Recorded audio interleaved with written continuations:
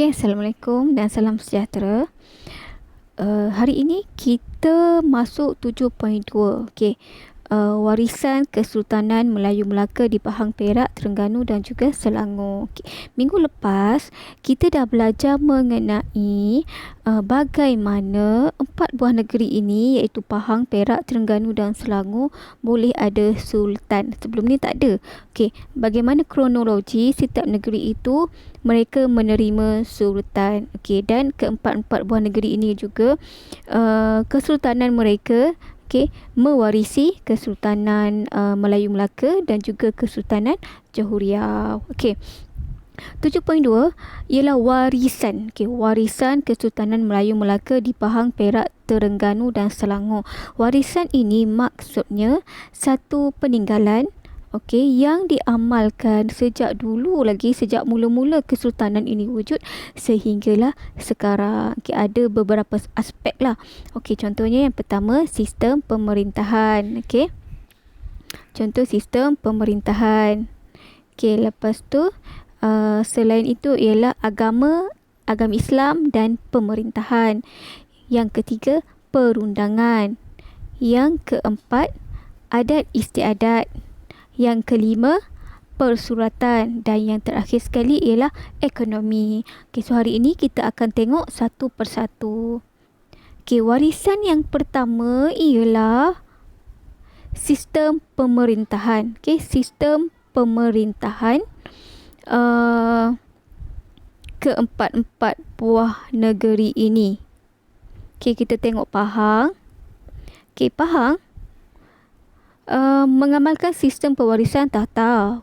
Waris ganti digelar Tengku Mahkota. Maksudnya sultan. Bawah sultan yang akan gantikan sultan sekiranya sultan dimangkat digelar Tengku Mahkota. Pelantikan sultan juga atas persetujuan Jumaah Pangkuan Diraja Negeri. Ada pembesar berempat, 8 dan 14. Empat pembesar utama Pahang ialah orang kaya Indra Shah Bandar, orang kaya Indra Segara, orang kaya Pahlawan, orang kaya Indra Perbaijelai. Pemerintahan kerajaan negeri dijalankan bersama-sama dengan Majlis Mesyuarat Kerajaan. Ingat, Pahang mengamalkan sistem pewarisan takhta. Perak pula. Perak dia tak mengamalkan sistem pewarisan takhta. Perak mengamalkan sistem penggiliran. Dia ada tangga dia. Boleh tengok Sultan, Raja Muda, Raja Dihilir, Raja Kecil Besar, Raja Kecil Sulong, Raja Kecil Tengah dan Raja Kecil Bongsu. Dewan Negara Perak bertanggungjawab memilih dan melantik sultan. Jadi dia pengganti dia tu akan dibincangkan. Bukannya nanti anak dia akan ganti, tak. Sultan Perak dia menggunakan sistem penggiliran.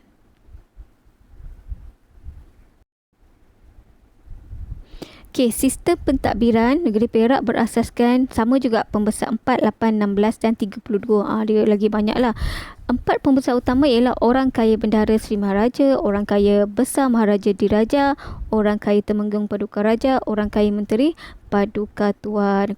Pemerintahan kerajaan negeri dijalankan bersama-sama Majlis Mesyuarat Kerajaan, sama juga dengan negeri Pahang. Terengganu sama seperti Pahang tadi. Terengganu mengamalkan sistem pewarisan takhta. Waris ganti maknanya waris yang akan ganti menjadi sultan digelar yang di-Pertuan Muda. Terengganu waris ganti yang di-Pertuan Muda.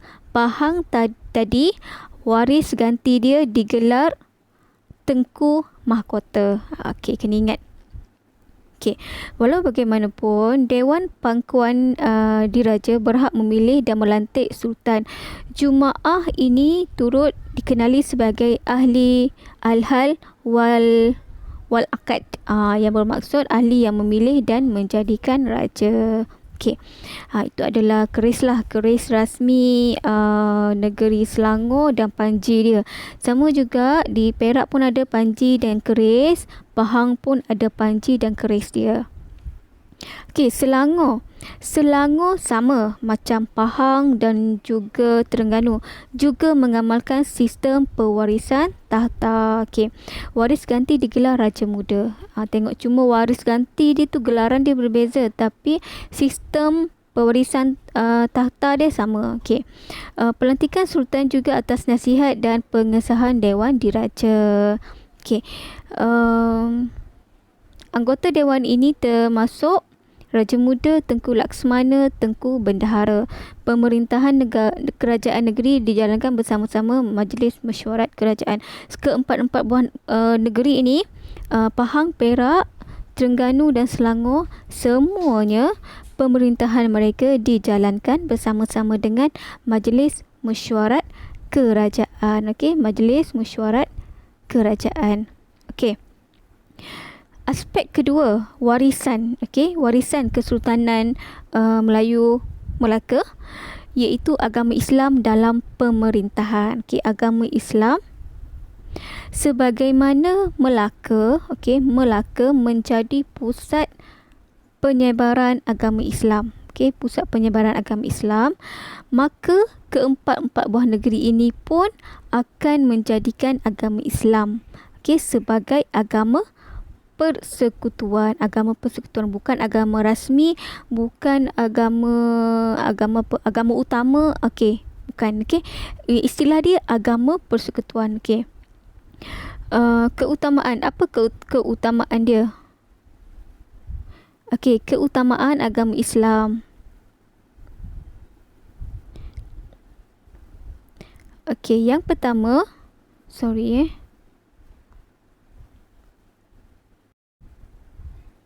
Okey, Sultan menjadi ketua agama. Okey, Sultan menjadi ketua agama bagi setiap negeri. Okey, ini. Okey, yang ini Sultan menjadi ketua agama. Lepas tu, institusi agama berperanan penting di setiap negeri dan bidang kuasa mereka mestilah dihormati. Contohnya, peranan mufti, kadi, mahkamah syariah dan juga jabatan agama Islam. Okey, Jabatan Agama Islam.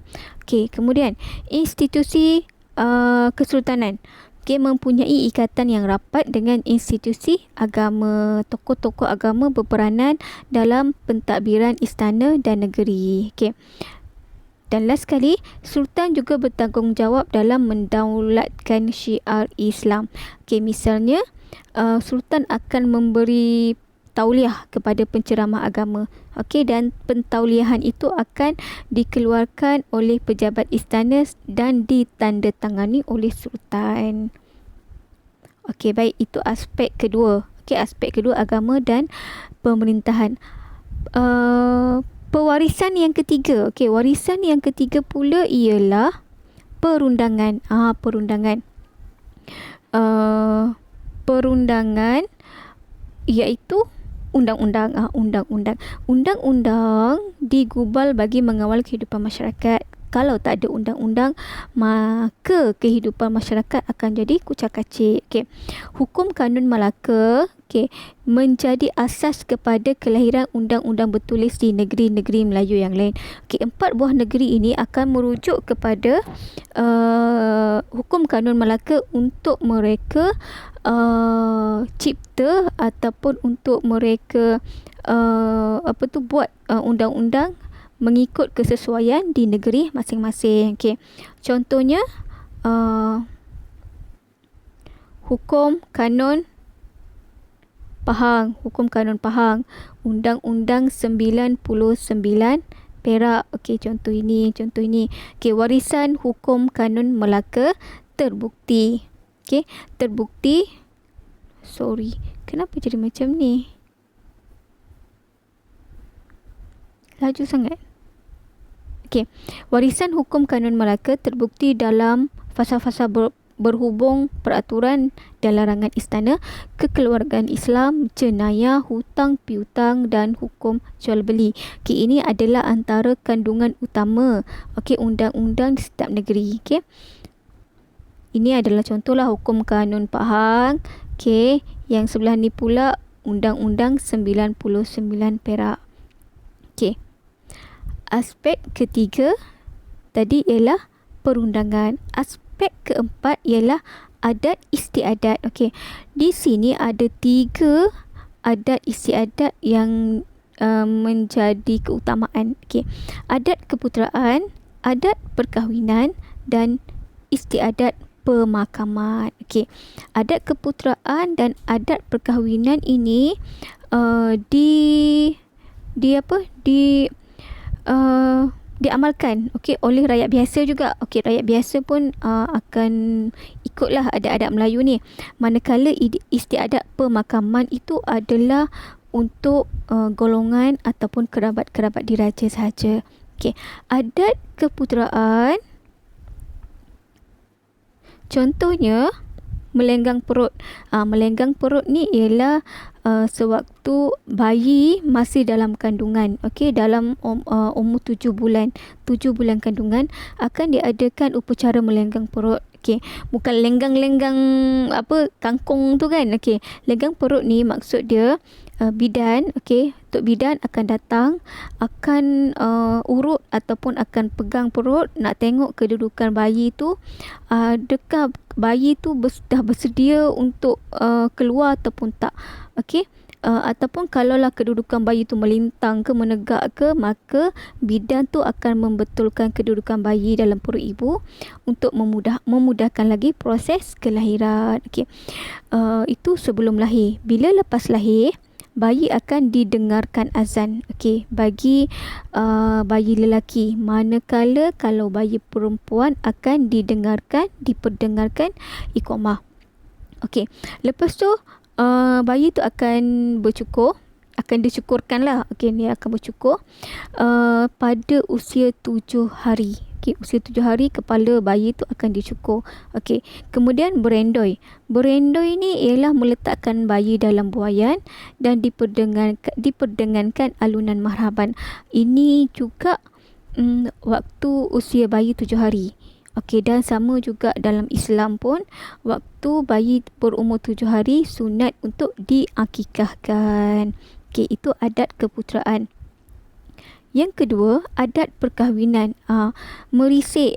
Mula-mula sebelum meminang, dulu mana ada bercinta apa semua kan. Kita nak tahu orang tu anak dara ke bini orang ke, kita kena merisik. Merisik tu tak semestinya kita risik keluarga dia, kita boleh risik kawan-kawan terdekat dia, kawan rapat dia, jiran dia kan. Sekarang ini adalah istiadat raja lah. Raja tak adalah dia nak rujuk jiran ke apa semua kan. Memang ada adat istiadat merisik lah. Merisik biasanya akan bawa sebentuk cincin. Cincin ringkas lah. Lepas tu meminang, lepas tu bertunang. Beza. Meminang ni membincangkan bila nak buat majlis pertunangan. Bila dah ada tarikh, barulah bertunang. Bertunang ni biasa memang kena ada cincin juga. Lepas tu barulah berinai besar malam. Malam sebelum perkahwinan tu akan diadakan malam berinai. Lepas tu khatam Al-Quran. Biasanya pagi sebelum akad nikah, pengantin perempuan akan khatam Al-Quran, majlis khatam Al-Quran. Lepas tu barulah ada majlis pernikahan. Lepas persandingan ataupun tawar, santap beradab. Santap beradab ni hanya untuk istilah tu boleh diguna pakai untuk golongan diraja sahaja. Kalau rakyat biasa dipanggil makan beradab. Lepas tu bersiram di atas panca pesada. Ini pun golongan kerabat diraja sahaja. Kita tak adalah, rakyat biasa ni tak ada bersiram. Bersiram ni maksud dia mandi. Di atas panca pesada. Adat kedua perkahwinan. Manakala adat ketiga ialah adat pemakaman.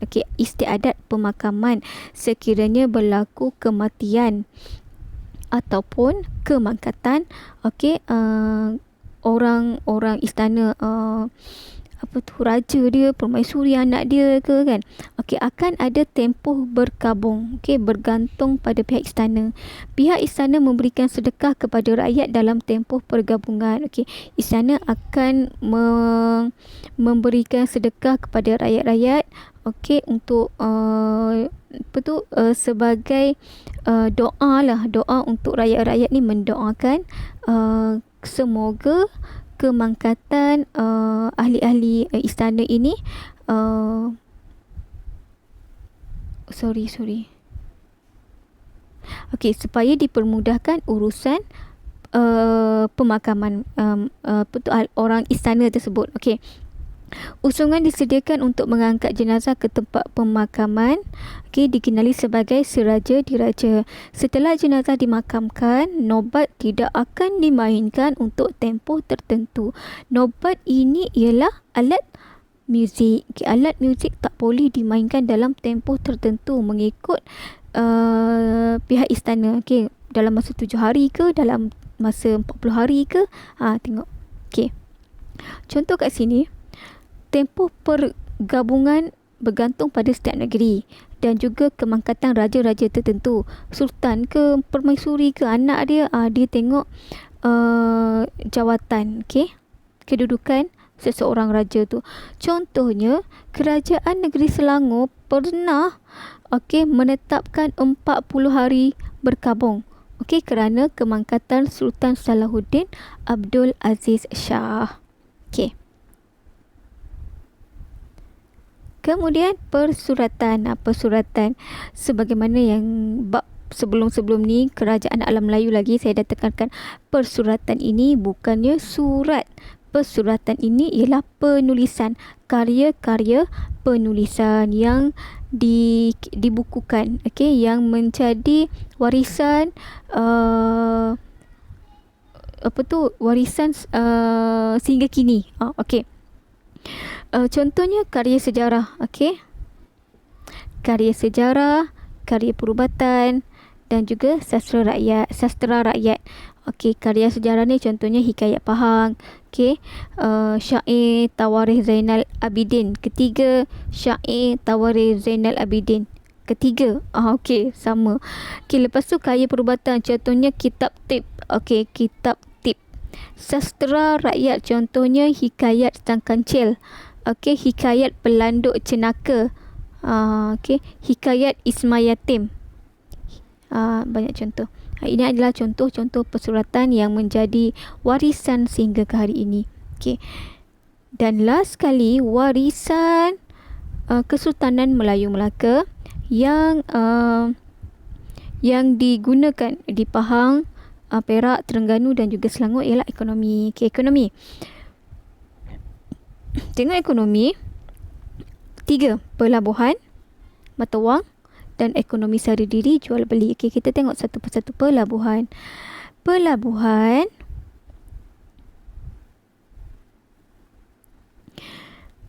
digunakan untuk aktiviti perdagangan, dijalankan melalui pelabuhan. Pelabuhan. Kalau tak ada pelabuhan, aktiviti perdagangan tak boleh dijalankan. Sebab pelabuhan ni macam pasar. Ada jual beli kat situ. Kesultanan Perak dan Selangor memiliki kelebihan kerana kedudukan pelabuhan mereka duduk dekat Selat Melaka, laluan Selat Melaka sebelah barat. Jadi banyak kapal lalu. Bila banyak kapal lalu, ke pelabuhan tu akan jadi maju. Pelabuhan Kuala Selangor dan Pelabuhan Batu Pangkalan Batu di Selangor serta Pelabuhan Kuala Sungai Perak menjadi pusat perdagangan yang aktif pada abad ke-17 hingga ke-19. Hasil dagangan utama dia biji timah. Sebab memang Selangor dan juga Perak pengeluar biji timah.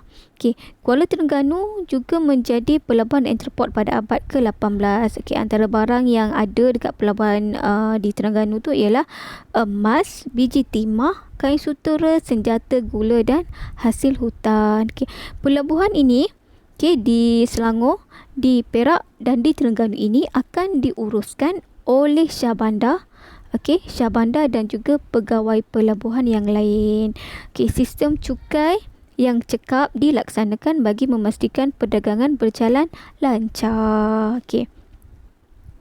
Ingat ni je lah. Awak ingat pelabuhan di Selangor, di Perak, di Terengganu, ada Syah Bandar, ada pegawai dia dan ada sistem cukai yang cekap. Yang kedua, mata wang. Mata wang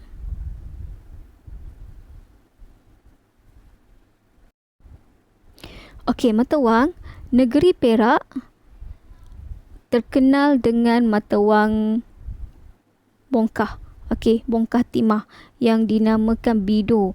Okey, salah satu daerah di Perak kan ada nama Bido. Okey, mata wang dia nama dia bongkah timah Bido. Okey. Wang pitis digunakan di Pahang. Okey, mata wang pitis diperbuat daripada timah.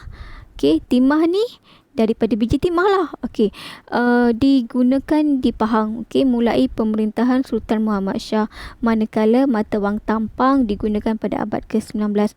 Di Terengganu juga memperkenalkan mata wang berupa kupang emas. Okey, selain terdapat mata wang pitis. Di Selangor turut ditemukan mata wang shilling yang digunakan semasa pemerintahan Sultan Ibrahim Shah. Okey, dan last sekali ialah ekonomi sara diri. Okey. Ekonomi sara diri dan jual beli. Okey, ekonomi sara diri ialah sesuatu kegiatan ekonomi yang bertujuan untuk sara diri sendiri dan keluarga saja.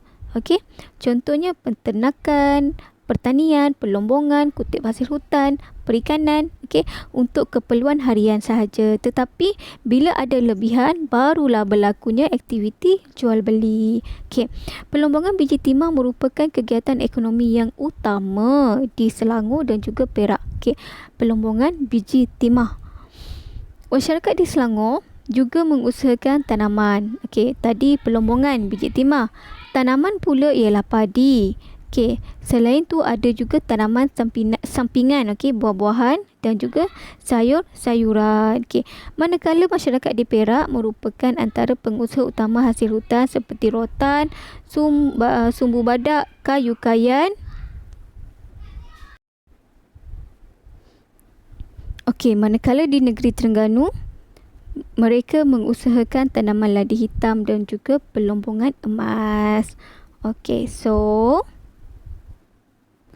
tamatlah bab 7 pada hari ini. Okey. So, minggu depan masuk bab 8. Okey, minggu depan cuti kan? Minggu depan cuti seminggu. Lepas tu kita akan sambung bab 8, 9, bab 10, lepas tu bab kerja khusus.